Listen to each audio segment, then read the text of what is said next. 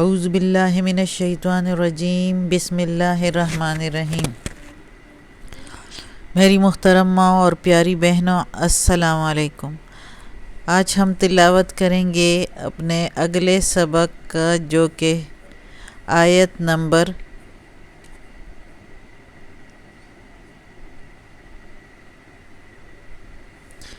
62 اور آیت نمبر 63۔ آیت نمبر 62 اور آیت نمبر 63۔ تو شروع کرتے ہیں۔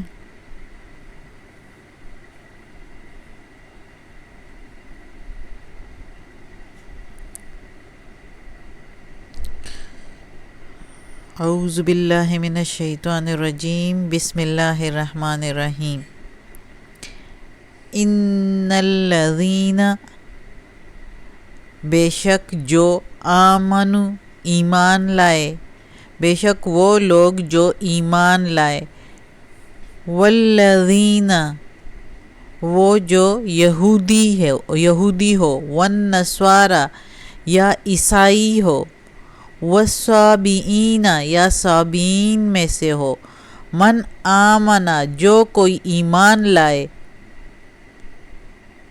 باللہ، اللہ کی وحدانیت پر، یعنی اللہ پر یا اللہ کی وحدانیت پر۔ اس لیے کہہ رہی ہوں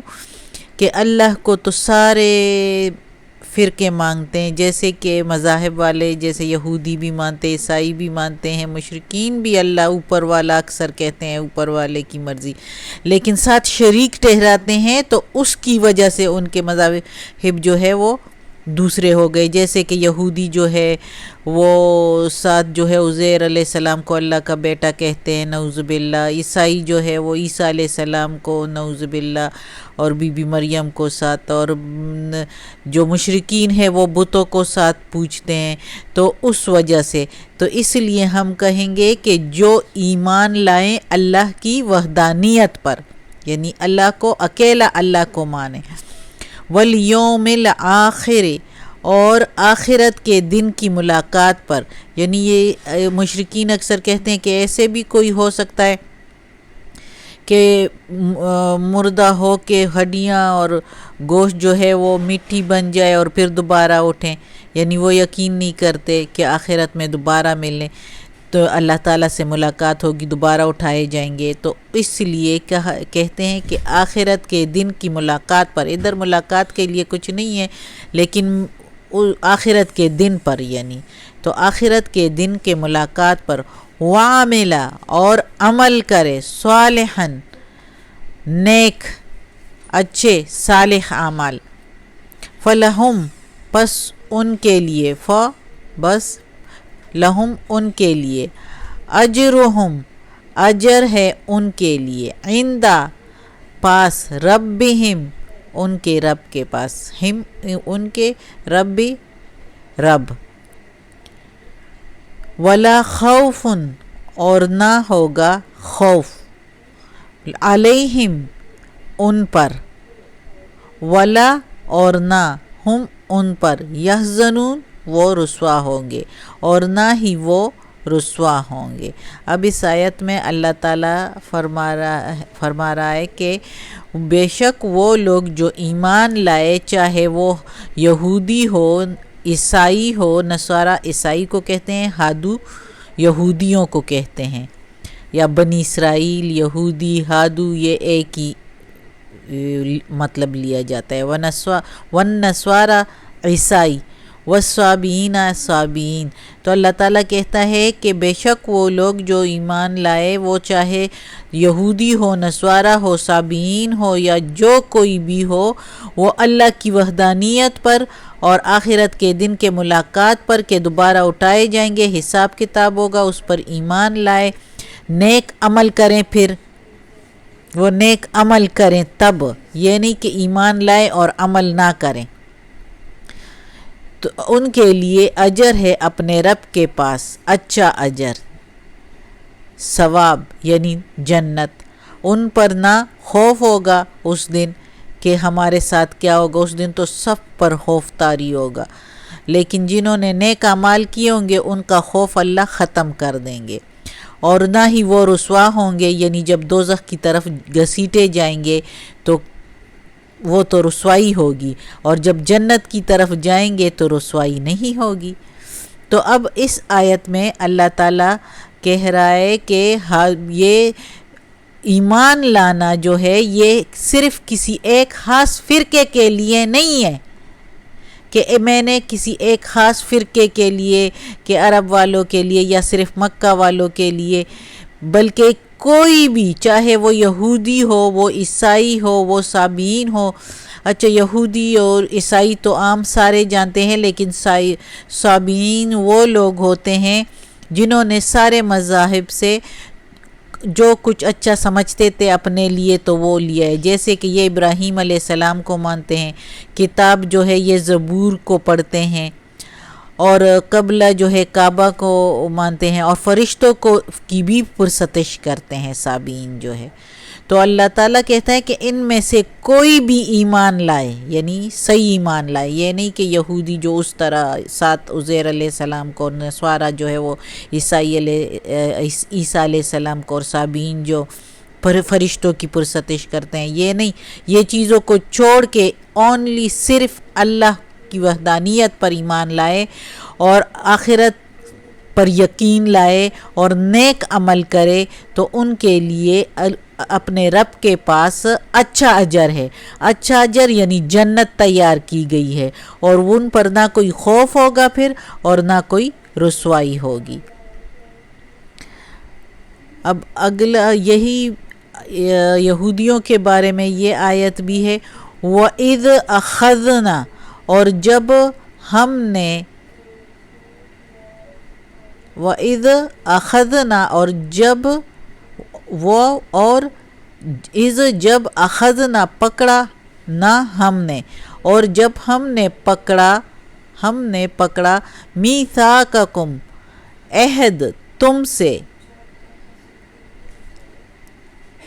ورفعنا، اور بلند کیا ہم نے، اور رفع بلند نہ ہم نے، اور بلند کیا ہم نے، فوق کم الطور، فوق اوپر، کم تمہارے، طور کوہ طور کو، پہاڑ جو ہے جس پر موسیٰ علیہ السلام اللہ تعالیٰ سے کلام کرتے تھے، اور جب ہم نے بلند کیا اوپر تمہارے کوہ طور کو، خذو پکڑو، ما آتیناکم جو دیا میں نے تم کو، آتے دیا، نہ ہم نے، کم تم کو، میں نے تم کو، جو پکڑو اس کو جو دیا میں نے تم کو، یعنی تورات جو دیا، بقوتٍ ساتھ زور کے، وَاذْکُرُوا اور یاد کرو، غور کرو، ما فیہ جو اس میں ہے، لعلکم تاکہ تم، تتقون پرہیزگار بن جاؤ، یا بچتے رہو یا ڈرتے رہو، تاکہ تم ڈرتے رہو۔ اب کیا کیا کہ اللہ تعالیٰ نے جو ہے جب بنی اسرائیل سے وعدہ کیا تھا، تو ان سے کیا وعدہ کیا تھا اللہ تعالیٰ نے، کہ بلکہ بنی اسرائیل نے وعدہ کیا تھا کہ اللہ تعالیٰ سے کہ ہمارے لیے اب کوئی کتاب ہو جس کو ہم پڑھیں اور اس پر عمل کریں۔ تو اللہ تعالیٰ نے جب کتاب ان کے عہد کے مطابق ان کے لیے کتاب بھیجی، یعنی تورات، تو پھر وہ اس پر ایمان نہیں لا رہے تھے، وہ اس کو جو ہے عمل نہیں کرنا چاہتے تھے اس پر، اور کہتے تھے کہ یہ تو بہت مشکل ہے، اس پر بہت بھاری ہے ہم پر کہ ہم اس پر جو ہے عمل کریں، اس کے مطابق زندگی گزارے، تو یہ تو بہت مشکل ہے۔ تو وہ اس طرح کی باتیں کر رہے تھے، وہ حالانکہ ہم نے اب پہلے پڑھا ہے کہ پہلے یہ کہتے تھے کہ ہم اللہ کو سامنے دیکھیں تو تب یقین لائیں گے، تو اللہ تعالیٰ نے ان پر کڑک کی بجلی بھیج دی اور وہ سارے مر گئے۔ پھر موسیٰ علیہ السلام کی دعا سے دوبارہ جو ہے وہ زندہ ہو گئے تو پھر مان گئے، پھر ڈر سے مان گئے، اپنی شہر میں جب واپس آ گئے کوہ طور سے تو پھر جو ہے تعویلیں پیش کرنے لگے اور پھر جو ہے انکار کرنے لگے کہ ہم تو اس کے مطابق زندگی نہیں گزار سکتے، بڑا مشکل ہے یہ۔ تو اللہ تعالیٰ نے پھر کیا کیا؟ اللہ تعالیٰ نے پھر جو ہے ان سے جو ہے کہ جب تم لوگوں نے وعدہ کیا ہے تو اب اس کو زور سے پکڑو، اس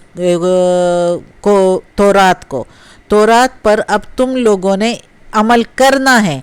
اور اگر عمل نہیں کرو گے تو ان کے سر پر جو ہے اللہ تعالیٰ نے کوہ طور پہاڑ جو ہے نا ان کے سر پر منڈلانے لگا، ان کے سر پر، اور ایسا لگا جیسے کہ ابھی کے ابھی گرنے لگا ہے، اور ان کے آگے جو ہے آگ لگائی تاکہ یہ اس پر اب عمل کرے۔ اب زبردستی، اس لیے اللہ تعالیٰ نے زبردستی کی، اللہ نے دین کو زبردستی ان پر نہیں کروایا، ان کا عہد ان سے زبردستی منوایا جو انہوں نے عہد کیا تھا اللہ تعالیٰ سے کہ ہمارے لیے کوئی کتاب ہو جس کے مطابق ہم زندگی گزارے۔ اللہ تعالیٰ نے کتاب بھیجی تو اب یہ جو ہے اس پر ناشکری و بے قدری کرنے لگے کہ یہ تو ہم نہیں کر سکتے۔ تو اللہ تعالیٰ نے کہا کہ اب جو عہد کیا ہے تم لوگوں نے مجھ سے تو وہ والا عہد اب پورا کرنا ہے، اور ضرور پورا کرنا ہے۔ اب اگر نہیں پورا کرو گے تو یہ کوہ طور پہاڑ میں تمہارے سروں پر گرا دوں گا اور تم لوگ مٹ جاؤ گے۔ تو اللہ تعالیٰ نے زور ان سے کہا کہ اب یہ تم لوگوں نے ماننا ہے، اس کے مطابق زندگی گزارنی ہے، ورنہ یہ کوہ طور پہاڑ تمہارے سروں پر گرا دوں گا، اور اس کو زور سے پکڑو۔ زور سے پکڑنے کا مطلب یہ ہے کہ اس پر ضرور ہی ضرور عمل کرو اور اس کے مطابق زندگی گزارو، اور اس پر غور کر کے اور عمل کر کے تاکہ تم پرہیزگار بن جاؤ، یعنی اللہ کے فرمان بردار بن جاؤ، اللہ کے حکم بردار بن جاؤ، اللہ سے ڈرتے رہو۔ ڈر کے ہی انسان جو ہے وہ اچھے عمل کرے گا نا، پرہیزگار بن کے ہی اچھے عمل کرے گا نا، بچ کے زندگی میں، دنیا کی زندگی میں برائیوں سے بچ کے ہی اچھا عمل کرے گا، فرما بردار بنے گا۔ تو تب اللہ تعالیٰ نے کہا کہ اس تورات کو زور سے پکڑو، زور سے مطلب کہ اس پر غور و فکر کر کے اس کے مطابق زندگی گزارو، ضرور ہی ضرور گزارو اس کے مطابق۔ تو یہ اس کا تفسیر ہے اس آیت کا۔ تو اب سبق آج ہمارا ختم ہوتا ہے۔ صدق اللہ العظیم۔ اللہ ہمیں اس پر عمل کرنے کی توفیق دے، اور اللہ ہمیں اپنے پرہیزگار بندوں میں شامل کرے، اور اللہ ہمیں اس راستے پر چلائے جو راستہ اللہ کا پسندیدہ ہے، اس سے بچائے جو اللہ کا ناپسندیدہ ہے۔ آمین ثم آمین۔ صدق اللہ العظیم۔